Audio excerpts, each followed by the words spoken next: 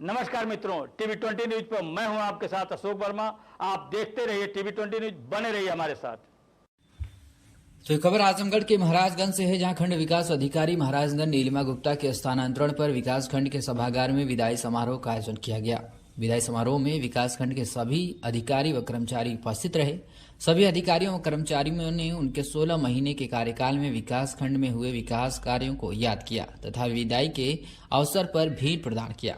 ग्राम सचिवों के द्वारा खंड विकास अधिकारी के कुशल व्यवहार की सराहना भी की गई। खंड विकास अधिकारी नीलिमा गुप्ता ने उपस्थित सभी लोगों का आभार व्यक्त किया तथा उनके 16 माह के कार्यकाल दौरान साथ में विशेष रूप से काम करने वाले सभी लोगों का भी आभार व्यक्त किया तथा स्थानांतरण पर जाते हुए सभी का अभिवादन स्वीकार करते हुए वह भावुक हो उठी। तो खबर आजमगढ़ से है, जहां आजमगढ़ के खंड विकास अधिकारी का स्थानांतरण पर सभागार में विदाई समारोह का आयोजन किया गया था। आजमगढ़ से है, जहां कलेक्ट्रेट के बगल में स्थित डिस्ट्रिक्ट बार के प्रांगण में एक दिन पूर्व ही बार के पदाधिकारियों का चुनाव संपन्न हुआ था, जिसमें अध्यक्ष पद पर अमित श्रीवास्तव की जीत हुई थी। इसी क्रम में सोमवार को बार के प्रांगण में एक स्वागत समारोह का आयोजन हुआ था, जिसमें नगर पालिका अध्यक्ष सरफराज आलम मंसूर मुख्य अतिथि रहे। उन्होंने अध्यक्ष बने अमित श्रीवास्तव को जीत की बधाई देते हुए कहा कि कंपटीशन टफ था, इसके बाद भी ज्यादा मार्जिन से अमित श्रीवास्तव की जीत हुई है। यह इनके व्यवहार का परिणाम है और सभी को साथ लेकर चलते हैं, भाईचारा के प्रतीक हैं। सुनते हैं कि नगर पालिका अध्यक्ष सरफराज आलम मंसूर ने और क्या कुछ कहा। आज जीत के बाद आप इनको बधाई देने के लिए आए हैं, क्या कहना चाहेंगे?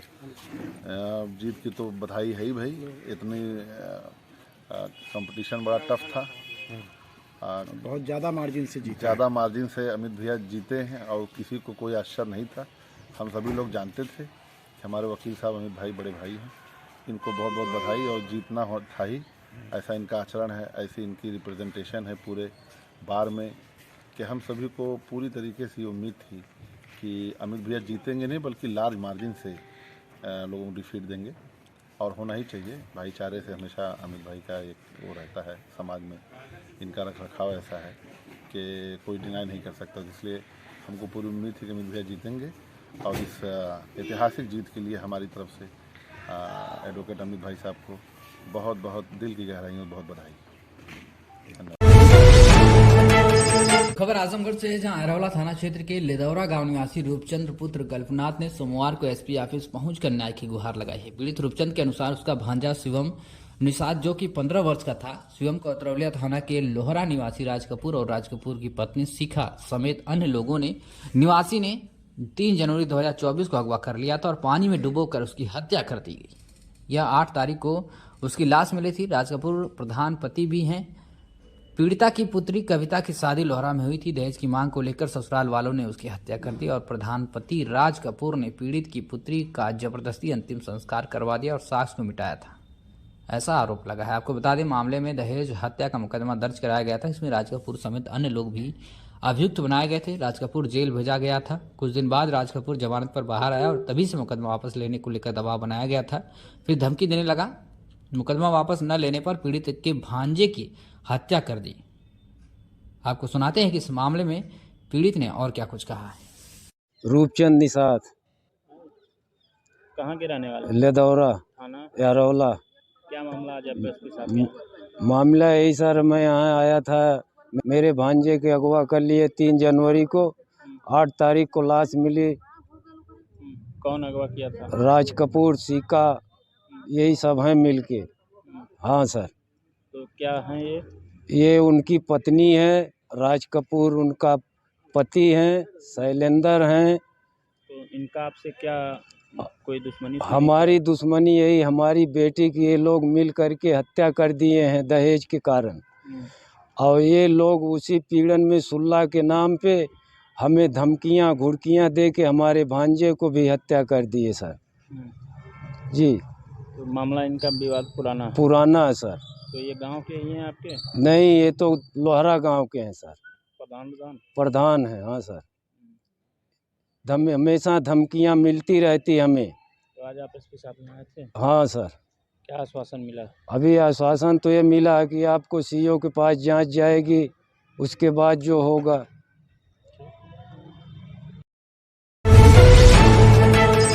आजमगढ़ से है, जहां आजमगढ़ के थाना जहानागंज क्षेत्रांतर्गत घटित किशोरी की हत्या की घटना का मौका मुआयना पुलिस अधीक्षक आजमगढ़ अनुराग आर द्वारा किया गया। जहां घटना की जांच कर दोषियों के विरुद्ध कठोर कार्रवाई हेतु संबंधित अधिकारियों को दिशा निर्देश भी दिए गए। थाना जहानागंज क्षेत्रांतर्गत युवती की हुई हत्या की घटना एवं पुलिस कार्रवाई के संबंध में अपर पुलिस अधीक्षक नगर शैलेंद्र लाल ने क्या कुछ कहा है, आप सुनिए। आज सुबह लगभग 11:30 बजे ग्राम बढ़लगंज थाना जहानागंज में बाजार से अपने घर जाते समय गांव के रास्ते में एक 19 वर्षीय युवती के गले पर चाकू से चोट पहुंचाई गई, जिससे युवती की मृत्यु हो गई। सीसीटीवी फुटेज में एक आकाश नाम का व्यक्ति जो मोहम्मदाबाद मऊ का रहने वाला है उसके साथ देखी गई है। वह यह प्रथम दृष्टया प्रेम प्रसंग का मामला प्रतीत हो रहा है। पुलिस के द्वारा इस युवक की गिरफ्तारी के लिए 3 टीमें गठित करी गई हैं। शीघ्र ही इस युवक की गिरफ्तारी करी जाएगी व कठोर दंडात्मक कार्रवाई की जाएगी। आजमगढ़ से है, जहां जिलाधिकारी द्वारा माननीय उच्चतम न्यायालय द्वारा जारी दिशा निर्देशों का अनुपालन समस्त अधिकारियों को 100% कराए जाने हेतु दिशा निर्देश दिए गए। जिलाधिकारी ने सड़क सुरक्षा से जुड़े NH16, NH16 एवं MDR के 5 मार्गों के संबंध में ब्लैक स्पॉट, अवैध कट बंद कराने एवं अतिक्रमण, अनाधिकृत यूनिपोल प्रचार सामग्री के संबंध में जानकारी ली, जिस पर लोक निर्माण विभाग के अधिशासी अभियंता द्वारा अवगत कराया गया कि इलाहाबाद जौनपुर आजमगढ़ मार्ग पर 40 अवैध कट के सापेक्ष 30 अवैध कट निर्माण खंड लोक निर्माण विभाग आजमगढ़ द्वारा बंद कराया गया है। उक्त मार्ग NHAI विभाग को हस्तांतरित कर दिए गए हैं। अवैध कट संबंधी कार्रवाई उक्त विभाग द्वारा अपेक्षित है। NHAI विभाग द्वारा अवगत कराया गया है कि 9 स्थानों के अवैध कट बंद कराए गए थे, परंतु पुनः ग्रामीणों द्वारा अवैध कट बना दिया गया है। जिलाधिकारी द्वारा निर्देश दिया गया कि अधिशासी अभियंता निर्माण खंड 2 NHAI विभाग के अधिकारी संयुक्त रूप से निरीक्षण करते हुए अवैध कट को 100% बंद कराए जाने की कार्रवाई सुनिश्चित करें। यदि किसी व्यक्ति द्वारा बाधा उत्पन्न की जा रही तो उसके विरुद्ध संबंधित थाने में FIR दर्ज कर कार्रवाई कराए एवं इस आशय का प्रमाण पत्र भी उपलब्ध कराया जाए कि उक्त मार्ग पर कोई अवैध कट बचे नहीं है। अवैध कट, स्पीड ब्रेकर तथा साइनेज बोर्ड के ऊपर बड़ा सा सावधान लिखा जाए तथा IRC में देख लें कि आइकान की आवश्यकता है कि नहीं। आजमगढ़ थे, जहां आजमगढ़ के विकास खंड डालगंज एवं ठेकमा के अंतर्गत खाद की दुकानदारों का निरीक्षण किया गया तथा सभी दुकानदारों को निर्देशित किया गया कि खाद पॉइंट ऑफ सेल यानी कि पोस्ट मशीन से बिक्री किया जाए तथा स्टॉक रजिस्टर एवं बिक्री रजिस्टर प्रतिदिन पूर्ण किया जाए। स्टॉक एवं बिक्री रजिस्टर अपूर्ण होने पर संबंधित दुकानदारों के विरुद्ध लाइसेंस निलंबित करते हुए कठोर कार्रवाई की जाएगी। साथ ही निर्देशित किया गया कि खाद निर्धारित दर पर बिक्री होनी चाहिए। DAP का निर्धारित दर है 1350 रुपये प्रति 50 किलोग्राम बोरी तथा यूरिया का निर्धारित दर है 266 रुपये 50 पैसे प्रति 45 किलोग्राम बोरी।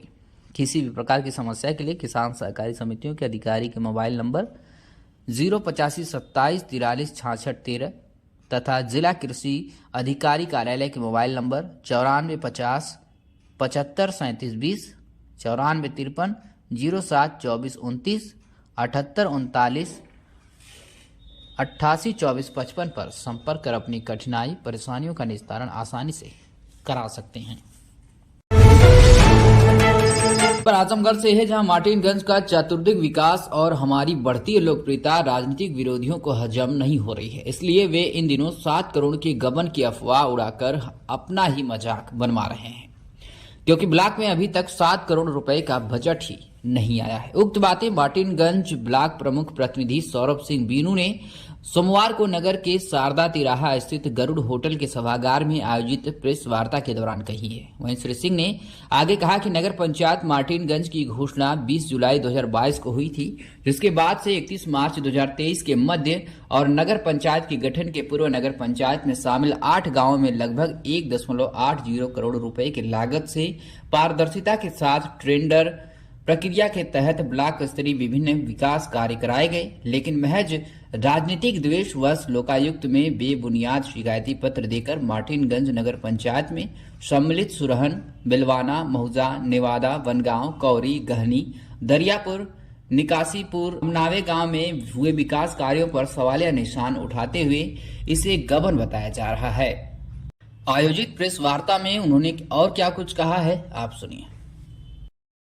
सौरभ जी, अपना परिचय देते हुए प्रेस वार्ता का क्या उद्देश्य है, अपनी बात रखिए। आप सभी पत्रकार बंधुओं को मेरी तरफ से नमस्कार। मैं सौरभ सिंह बीनू, ब्लॉक प्रमुख प्रतिनिधि मार्टिनगंज का चतुर्दिक विकास और हमारी बढ़ती हुई लोकप्रियता से हमारे कुछ राजनीतिक विरोधियों को हजम नहीं हो पा रही थी, जिसके नाते वो मार्टिनगंज में 7 करोड़ गबन का कूट रचित हास्यप्रद आरोप लगा रहे हैं और खुद भी हंसी का पात्र हो रहे हैं। उक्त क्रम में मैं आपको यह बताना चाहता हूं कि 7 करोड़ का बजट हमारे नगर पंचायत हमारे विकास खंड मार्टिनगंज का अब तक के पूरे कार्यकाल का नहीं रहा। और मार्टिनगंज ही नहीं, पूरे आजमगढ़ जनपद में किसी भी ब्लॉक में 7 करोड़ रुपये इस कार्यकाल में अभी तक नहीं आया है, जिसको आप पता कर सकते हैं।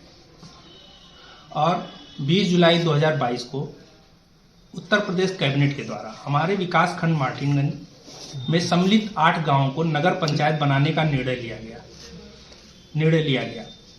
उक्त नगर पंचायत में शामिल गांव सुरहन, बेलवाना, मौजा नेवादा, दरियापुर, निकासीपुर, बनगांव, कौरा गहनी, अमनामे, इन सभी गांवों में विकास खंड मार्टिनगंज के द्वारा लगभग 1 करोड़ 80 लाख रुपए का जनहित से जुड़ा हुआ विकास कार्य टेंडर प्रक्रिया को पूरा करते हुए कार्य समापन के बाद कार्य का स्थलीय परीक्षण करते हुए एमबी के अनुसार जो भी भुगतान हुआ, भुगतान की कार्रवाई की गई। लेकिन कुछ विकास विरोधी मानसिकता के लोग नगर पंचायत की घोषणा के बाद और नगर पंचायत गठन के पूर्व के बीच मध्य में कराए गए इन कार्यों को गबन बताने का काम लोकायुक्त कोर्ट में कर रहे हैं।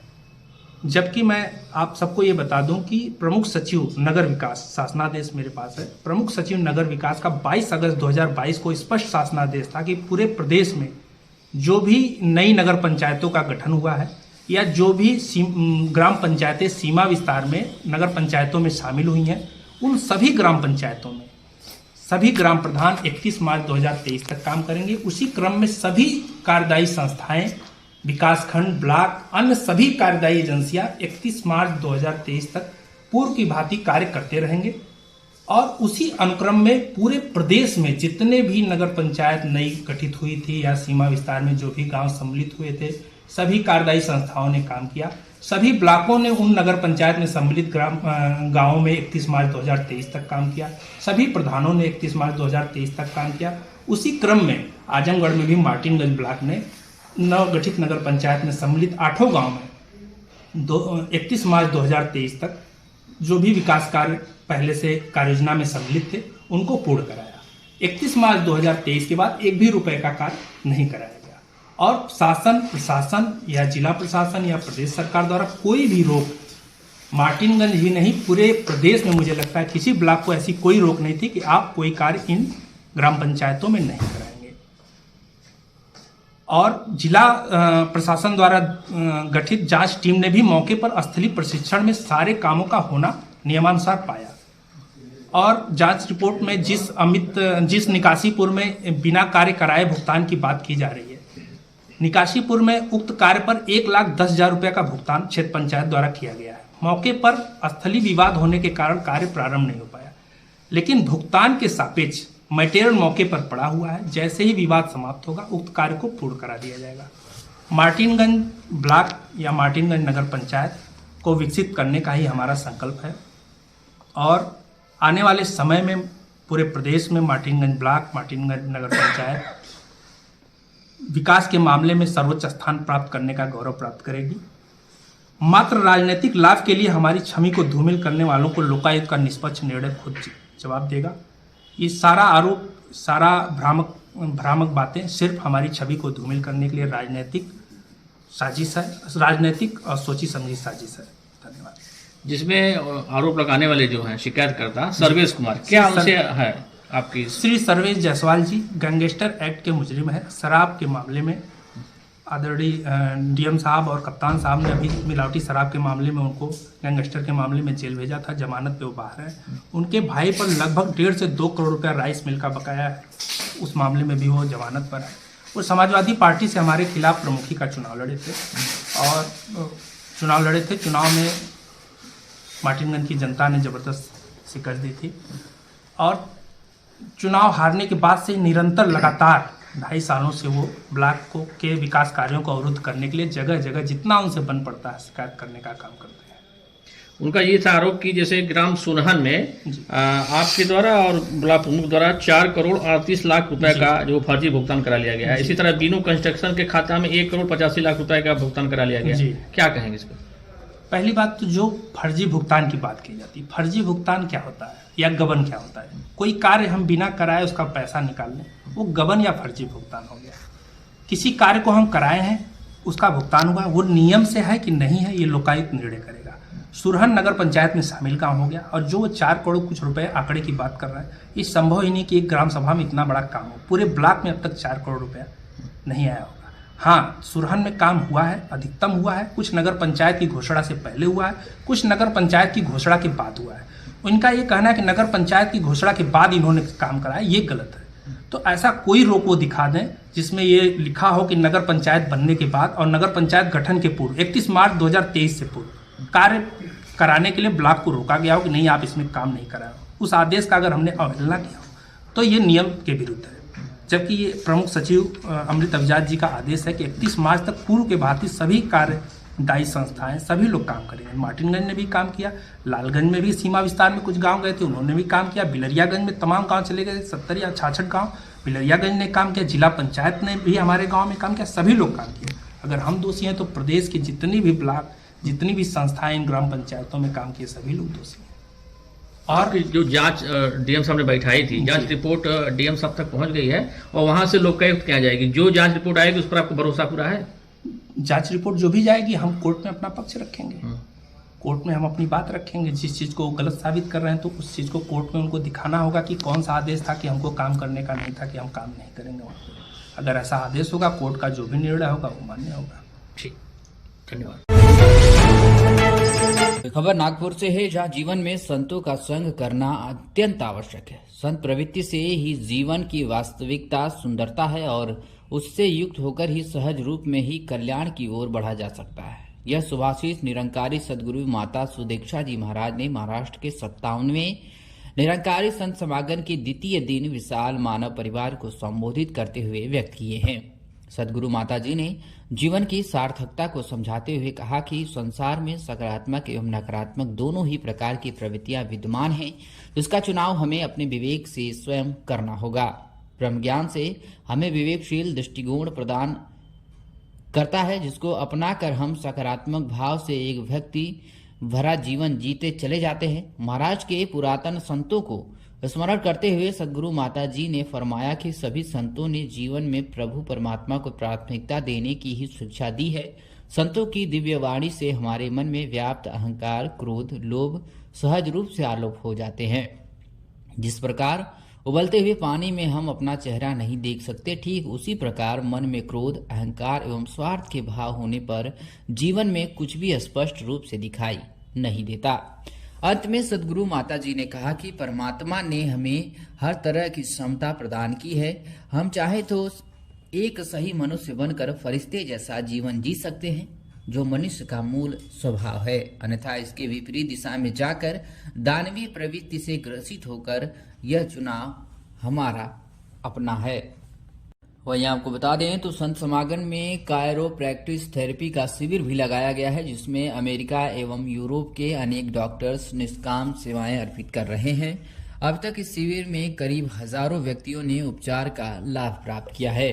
इस दिव्य संत समागम पर इसके अतिरिक्त अन्य सेवाओं में समर्पित भक्तों द्वारा भी प्रेमा भक्ति और निष्काम सेवा का भाव परिलक्षित किया जा रहा है।